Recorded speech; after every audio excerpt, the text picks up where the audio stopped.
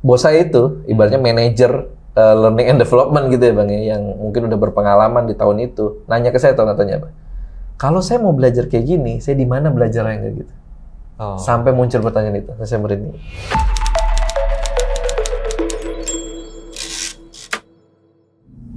Halo, selamat datang kembali di Learning Talk, persembahan dari Garis Edukasi, Make Learning Fun Again.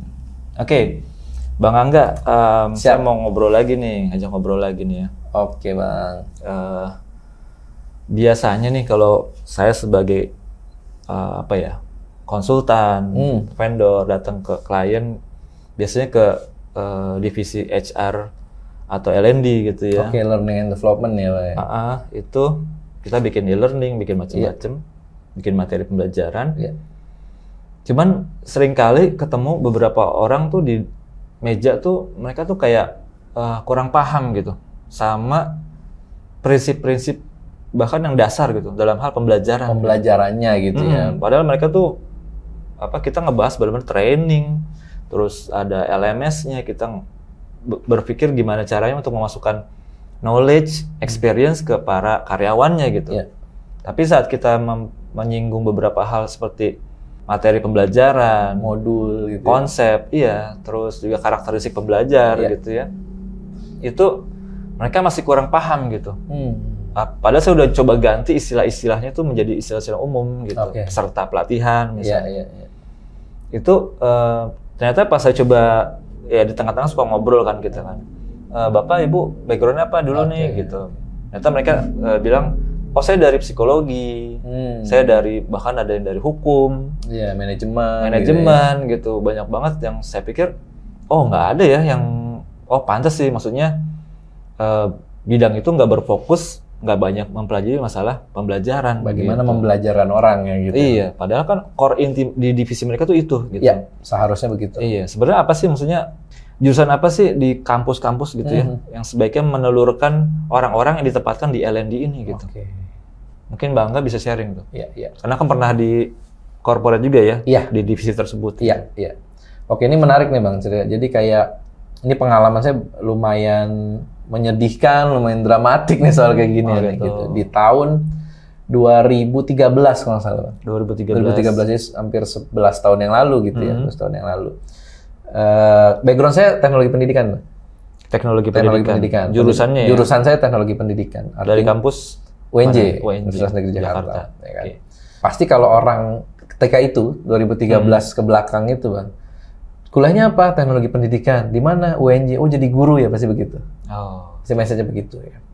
Cuman di 2013, ada sebuah opportunity, saya masuk ke korporasi Bang. Ke industri lah ibaratnya gitu ya. Ngantor di situ? Ngantor. Di departemen tadi Abang bilang, Human Capital Learning and Development namanya. Dua hal yang, ada Human Capital, ada Learning and Development. Ini kan kalau secara definisi dua scope yang mungkin beririsan, tapi sebenarnya ada dua fungsi sebenarnya tuh, ada Human Capitalnya sama Learning and Development-nya gitu. Nah di situ tugas saya adalah sebagai desainer, e-learning designer sebenarnya, e-learning designer. Dan isinya di departemen itu Bang, mungkin saya orang di departemen saya itu orang pertama yang dari pendidikannya tuh. Berarti sebelum-sebelumnya tuh umum ya? Umum ya, yang tadi yang variatif tadi lah, ada yang dari psikologi dan segala macamnya gitu ya.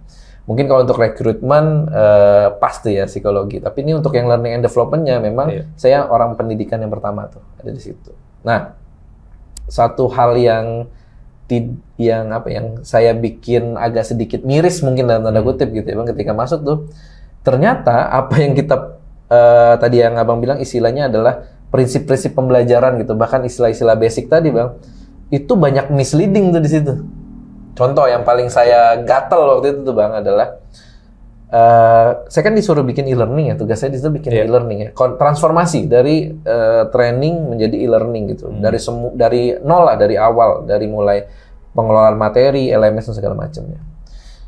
Ketika ditanya, oke, kita mau bikin pilotnya nih, materi mana dulu gitu ya. Ada nggak bahan pembelajarannya? Oh, kita udah punya modulnya nih. Wah, modul. Istilahnya modul nih. Itu udah punya modul. Bayangan saya adalah sesalah-salahnya persepsi tentang modul gitu. Berarti itu adalah bahan materi utuh. Iya. Walaupun secara definisi modul adalah bahan ajar mandiri, gitu ya, bahan ajar mandiri. Tapi kalau misalkan sesalah-salahnya saya berpikir itu adalah sebuah entah bentuknya Word, entah apa gitu ya, yang isinya adalah materinya, yang kita gunakan kalau sekolah tuh buku paketnya gitu ya bang ya gitu. Oke, modulnya udah ada gitu ya. Mintalah modulnya ke trainer. Yang saya dapat adalah slide PowerPoint. Oke. Slide PowerPoint. Sering. Slide PowerPoint, bener-bener slide PowerPoint yang ibaratnya di satu slide tuh yang isinya cuma apa? Cuman foto bang. Foto dengan satu judul. Tidak ada isi materi sama sekali. Fotonya foto apa? Iya, foto yang berhubungan sama materinya. Okay. Misalkan tentang selling. Apa itu selling misalkan gitu ya, atau pengertian selling gitu, pengertian selling itu gambar seorang sales terus dikasih satu judul aja teks selling. Apa itu selling tanda tanya, nanya nih cerita ke audiens. Satu slide doang. Satu slide misalkan, jadi slide ini banyak, cuman di satu slide itu isinya cuman apa itu selling tanda tanya. Jadi saya sebagai desainer e-learning itu saya harus bikin apa isinya gitu, karena definisi selling kan banyak. Betul.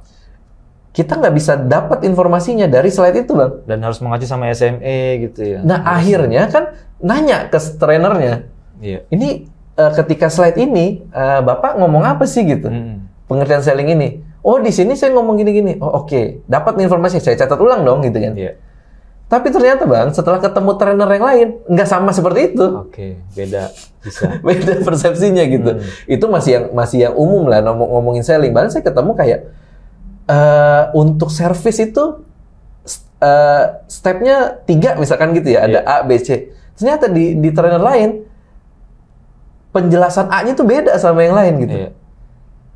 Akhirnya saya menemukan keabsurdan itu gitu, yang akhirnya itu menyulitkan saya sebagai desainer e-learningnya gitu. Ini bikin materinya mengacunya kemana? Karena tidak punya yang namanya materi ajar pakemnya, kitab sucinya tuh bang, yang mereka sebut modul adalah slide PowerPoint. Slide PowerPoint ini adalah buah pikiran para masing-masing trainer. Oke. Dan mereka langsung bikin slide PowerPoint. Ya kalau di ilmu pendidikan itu kan sebenarnya slide PowerPoint itu adalah media pembelajaran. Media ini isinya dari mana? Dari bahan ajar, yang isinya materi utuhnya gitu kan gitu. Nah itu suatu keabsurdannya. Nah, itu mereka belum punya tuh. Belum punya materi dan mereka sudah jumawa bahwa mereka sudah punya. Tapi slide PowerPoint bentuknya. Jangankan kita bicara tujuan pembelajaran, bang. Itu aja di situ. Walaupun di slide pertamanya ada setelah mempelajari ini bisa apa, tapi proses menyusun tujuan pembelajaran itu nggak tahu why-nya apa gitu. Bahkan beda, sama-sama training sales gitu, tapi tujuan pembelajaran bisa jadi beda perumusannya. Jadi kurikulum itu belum ada. Mungkin itu salah satu resiko akhirnya ketika itu ya bang ya 2013 itu pembelajarannya akhirnya ya seperti itu aja gitu karena tidak ada orang pendidikan gitu di dalamnya gitu. Sedangkan mereka bicara soal learning and development, ada kata-kata learning tuh di situ. Walaupun learning berhubungan banget sama manajemen, berhubungan sama psikologi dan berhubungan sama mungkin keilmuan yang lain, tapi kata kunci learningnya itu yang tidak muncul. Gitu. Jadi sekedar kayak apa ya bang? Jadi semacam cuman trainer ini adalah penyambung lidah aja, penyampai informasi aja gitu. Dia menceritakan sesuatu yang dia pernah rasakan. Jadi proses learningnya masih bukan tidak terjadi ya bang, tapi tidak maksimal dan tidak sesuai sama apa yang sebenarnya teori pendidikan ajarkan. Gitu. Berarti tadi kan baru masuk orang yang pertama nih, periode pendidikan. Itu. Ada kan Bang Angga dari teknologi pendidikan. Betul. Akademinya ya. Berarti kalau kita masuk di sebuah L&D gitu ya, divisi itu, apa yang bisa dilakukan seorang teknologi pendidikan nih untuk mengisi kekosongan itu? Maksudnya apa yang harus dirombak, apa yang harus dipasang, poin-poin apa yang harus kita mulai untuk garap gitu? Menarik tuh bang. Keabsurdan tadi itu kan namanya kan 2013 saya masuk Februari gitu ya bang. Itu kan anak baru hitungannya bang. Dan saya ngitung-ngitung nih, kalau di sini saya speak up nggak bakal didengar. ini apa nih, bukan modul nih gitu, misalkan kayak gitu kan, salah semua nih, belum ada nih kurikulum, kita belum bisa e-learning misalnya gitu, kan nggak mungkin begitu, karena kalau kayak gitu probation habis saya di-cut tuh bang, nggak bisa tuh kayak gitu. Yang akhirnya yang saya lakukan adalah, oke, kita ikuti permainannya gitu.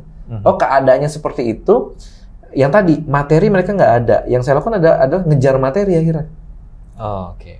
Ngejar materi ke yang saya lihat, oh ini kayaknya SME yang bisa kita ajak kerjasama nih, ada satu gitu misalkan. Dia yang saya tempel tuh untuk memberdayakan dia sehingga saya bisa menghasilkan materi ajar yang tadi nggak ada.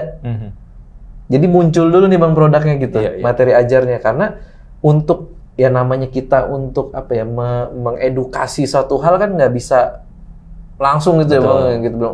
Bertahap gitu. Akhirnya berkorbannya kayak gitu bang.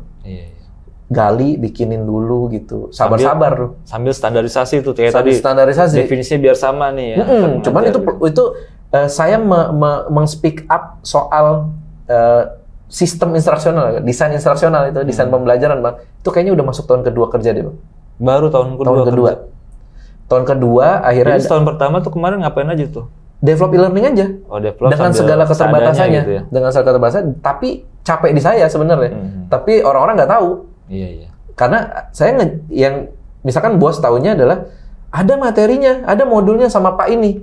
Kamu minta aja sama Pak itu. Oke. Ketika minta, kan nggak mungkin saya bilang sama bos saya, bahwa Pak materinya belum ada gitu. Nggak akan solusi. Iya. Gitu. Akhirnya yang saya lakukan apa? Akhirnya walaupun bukan tugas saya akhirnya bikin materi bang. Sebenarnya saya tidak langsung bikin materinya dulu, bukan bikin sih, tapi lebih ke menyusun gitu. Materinya itu menjadi sebuah materi ajar yang benar gitu. Baru dari materi ini saya konversi jadi konten atau media pembelajaran yang nantinya akan ditaruh di platform e-learning gitu. Jadi proses kerja saya jadi nambah tuh sebenarnya. Tapi bos atau atasan nggak tahu proses itu. Kalaupun tahu pun ya nggak akan membantu apa mungkin ya ketika itu gitu bang. Jadi ya udah saya lakukan aja itu gitu. Setelah 2 tahun apa yang saya susun dan kerjakan sebelumnya, walaupun kan KPI saya sebenarnya di konten e-learning ya bang, nggak ada urusannya sama itu. Nah cuman ada kesempatan kayaknya di tahun kedua nih baru saya punya PD-nya ada, kesempatannya ada, situasi dan kondisi mendukung. Jadi ada 3 ini udah jadi kayak alam juga mendukung gitu bang. Sehingga wah nih oke nih kayaknya bisa nih gua ngomong hari ini. Udah punya posisi lah ya, udah dikenal. Betul, udah dikenal, produk udah ada, sudah membangun hubungan baik juga sama paling tidak sama atasan dan beberapa rekan gitu ya. Akhirnya baru bisa ngomong, oke, saya mau cerita soal desain pembelajaran nih, saya bilang gitu. Gimana? Dari pertama saya masuk tuh, saya sebenarnya agak resah dengan gini-gini. Modul itu bukan slide PowerPoint, bla bla. Terus gimana? Akhirnya saya tampilkan. Nah, kalau yang saya pelajari, kalau kita bikin sebuah program pembelajaran, kita harusnya mulai dari sini. Namanya analisis kebutuhan. Terus ada yang namanya tujuan pembelajaran. Itu kan tiutik, kita udah tahu kok. Betul, tiutiknya tahu. Trainer sudah melakukan itu, tapi untuk menyusun tujuan pembelajaran ada lagi nih mekanismenya.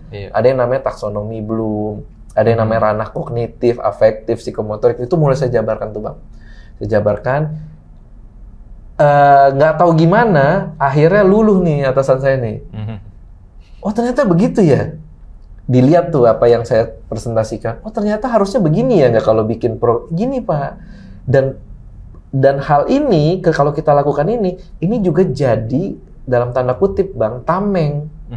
Tameng kita sebagai pengelola training.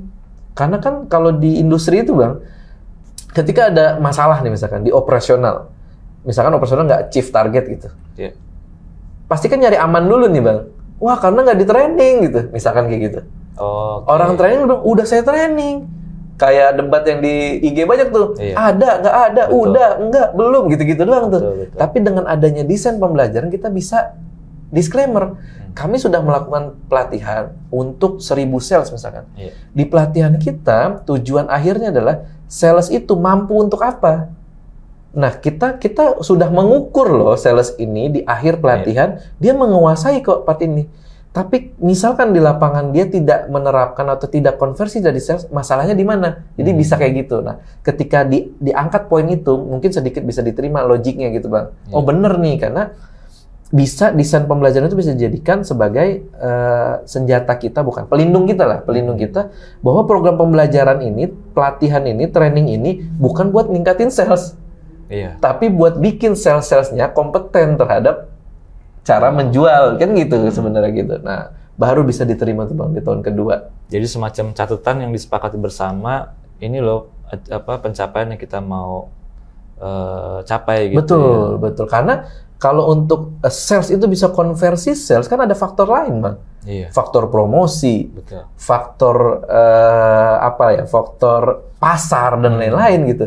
Misalkan salesnya jago semua nih Bang, misalkan udah kompeten semua, pas kita latih pinter semua ini sales, tapi ternyata pasarnya emang barangnya nggak laku, mau gimana gitu. Kalau di industri tuh bisa jadi tetap tim training yang disalahin. Bisa jadi. Kalau misalkan tidak punya argumentasi yang valid tadi. Salah satu caranya lah dengan membuat desain pembelajaran itu yang saya lakukan di tahun kedua bekerja. Jadi yang hal-hal teknis dulu kayak bikin konten e-learning, terus baru justru masuk ke yang fundamentalnya gitu. Oke. Dan saya ingat pertanyaan bos saya satu ketika itu Bang, saya ingat sampai sekarang. Bos saya itu ibaratnya manajer learning and development gitu ya Bang ya, yang mungkin udah berpengalaman di tahun itu. Nanya ke saya, tahu katanya apa? Kalau saya mau belajar kayak gini, saya di mana belajarnya kayak gitu? Sampai muncul pertanyaan itu, saya merinding. Sampai saya bilang, Bapak mau belajar gimana ya? Saya mau pelatihan nih, misalkan saya mau ikut pelatihan lah. Ada nggak yang nyelenggarain? Di tahun itu saya rasa nggak ada. Ada cuma dosen saya di kampus yang biasa bikin pelatihan desain instruksional buat guru-guru dan segala macam gitu kan. Terus gimana dong saya mau belajar? Ya mungkin Bapak kuliah dulu nih, kuliah pendidikan atau teknologi pendidikan. Akhirnya di tahun itu saya akhirnya bicara kayak gitu. Dia sempat nanya tuh. Kalau tahun ini terjadi ada orang butuh kayak gitu, Garis Edukasi bisa nih? Bisa. Kita punya expert-expertnya. Nah menariknya Bang, di bulan apa ya saya lupa. Pokoknya di tahun ini deh. Kayak di awal-awal tahun kemarin, mantan bos saya dulu tuh yang tadi nanya belajar ini di mana gitu. Dia udah berpindah-pindah perusahaan kemana-mana. Di perusahaan yang barunya dia jadi manajer L&D juga gitu. Yang paling tinggi lah di bagian learning and development. Itu manggil saya buat ngajarin apa? Ngajarin desain instruksional Bang. Untuk seluruh tim L&D-nya dia. Menarik ya. Jadi 11 tahun berjarak, beliau masih ingat bahwa ternyata desain instruksional itu memang dibutuhkan di learning and development. Dan itu adalah, desain instruksional itu dipelajari di teknologi pendidikan. Kalau kita berfokus lagi ke teknologi pendidikan tadi ya, sebagai bidang keilmuan yang memang dirancang khusus untuk pembelajaran dan yang di sekitarnya. Apa aja sih di teknologi pendidikan itu selain e-learning ya, kan itu teknologi pendidikan gitu. Apakah cuma ngomongin software, apa training yang media simpel begitu, apa ada yang juga lebih? Nah, menariknya Bang, saya bisa berstatement nih bahwa jurusan yang tepat gitu ya untuk mengurusi atau mengorganize pembelajaran entah di sekolah ataupun organisasi ataupun lembaga pendidikan itu adalah teknologi pendidikan, atau kalau mau ditarik lebih umum lagi adalah orang-orang lulusan pendidikan gitu Bang. Kenapa? Karena di teknologi pendidikan itu ada yang kita pelajari namanya teknologi kinerja Bang. Teknologi kinerja. Ada yang namanya teknologi performance kinerja. Ya, kalau performance. Jadi definisi teknologi pendidikan pun adalah meningkatkan kinerja sebenarnya, definisi terbarunya. Nah di situ kita belajar. Jadi banyak yang salah persepsi bahwa karena namanya teknologi pendidikan, oh berarti lu cuman membahas pembelajaran yang ada di sekolah gitu. Enggak. Justru teknologi pendidikan punya satu spesifikasi atau satu konsentrasi khusus. Namanya teknologi kinerja. Di situ kita belajar tentang KPI tentang performance, tentang job and task malah gitu. Bagaimana kita sebagai praktisi teknologi pendidikan nanti di lapangan bisa mengorganize pembelajaran untuk meningkatkan kinerja, bukan untuk pendidikan yang di sekolah atau sekolah formal gitu, Bang. Oke, menarik banget ya. Gitu. Jadi kinerja juga bisa ada dasar ilmunya ya, untuk kita bisa meningkatkannya dan menjadikan itu sesuatu yang ilmiah gitu. Nah, selain teknologi pendidikan di kampus pendidikan itu apalagi sih jurusannya selain teknologi pendidikan? karena ilmunya terapan gitu ya Bang ya. Di pendidikan biasanya ada yang namanya manajemen pendidikan. Manajemen pendidikan. Ada juga psikologi pendidikan. Nah, jadi sebenarnya dari 3 nih kalau yang sangat relate gitu ya sama dunia industri gitu. Teknologi pendidikannya, manajemen pendidikan, psikologi pendidikannya. Gitu. Itu kalau 3-tiganya ada di dalam L&D itu bagus banget berarti ya. Wah, itu sih dewa sih harusnya tuh ya. Harusnya kalau misalkan bisa dikelola dan bisa disupport sama stakeholder. Percuma juga nih Bang kalau ibaratnya kalau pemain bola bintang semua tapi klubnya nggak support, sama aja gitu. Ya mungkin kalau buat teman-teman yang di L&D atau HR gitu ya, mau lebih mendalami mungkin S1-nya manajemen, S1-nya psikologi, bisa ya S2-nya. Bisa S2-nya manajemen pendidikan atau teknologi pendidikan atau psikologi pendidikan. Gitu. Di UNJ ada ya? Di UNJ ada? UNJ juga ada beberapa, swasta juga ada ya? Swasta udah banyak. Jakarta. Di UPH ada teknologi pendidikan. Sudah. Kalau di tahun sekarang sih rasanya udah populer, lumayan populer sih Bang. Jadi kayak saya sudah 5 tahun ke belakang bahkan sudah ketemu tuh kalau di job street gitu yang dicari adalah teknologi pendidikan spesifik udah ada. Beda kayak 2013 kita masuk aja udah kita jelasin nggak tahu apa itu. Emang ada ya jurusan itu? Itu pertanyaan sering muncul adalah emang ada ya gitu. Oke, menarik banget ya informasi dan pembahasan kali ini.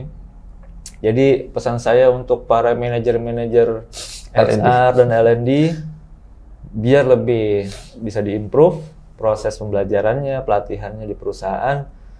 Bolehlah mulai lebih banyak meng-hire orang yang punya latar belakang pendidikan ya. Teknologi pendidikan, manajemen pendidikan, sama tadi ada psikologi pendidikan. Oke, mungkin kalau kita juga ini Pak, sorry dipotong. Kita juga sekarang banyak teman-teman yang dari pendidikan yang sudah berkecimpung di dunia itu yang mungkin nanti kita undang juga ke sini Bang. Oh iya, buat bercerita gitu. Betul. Karena kita kan Garis Edukasi ini concern-nya adalah untuk membangun sistem pendidikan yang lebih modern dengan teknologi dan juga metode-metode yang berasal dari para ahli pembelajaran. Betul. Gitu. Oke. Nah, mungkin kalau ada teman-teman yang berasal dari salah satu jurusan tadi, teknologi pendidikan, manajemen pendidikan, mau berbagi cerita, mungkin bisa sharing juga di kolom komentar video ini ya. Gitu. Mungkin nanti juga kita bisa undang juga buat ajak ngobrol di sini di channel kita Garis Edukasi. Atau bisa kasih podcast kita ke atasannya kalau belum tahu. Oh iya betul. Ya kalau emang masih butuh advice gitu ya. Oke kalau gitu kayaknya sampai sini dulu ya. Siap. Udah panjang Bang. Ini semoga bermanfaat. Jangan lupa untuk mungkin video ini bisa di-share ke rekan-rekan yang lainnya yang kira-kira membutuhkan informasi tentang dunia pembelajaran di lingkungan HR, organisasi pembelajaran, dan juga L&D di perusahaannya gitu ya. Oke, sampai di sini dulu. Kalau begitu, sampai jumpa lagi di video-video berikutnya di channel Garis Edukasi. Make learning fun again.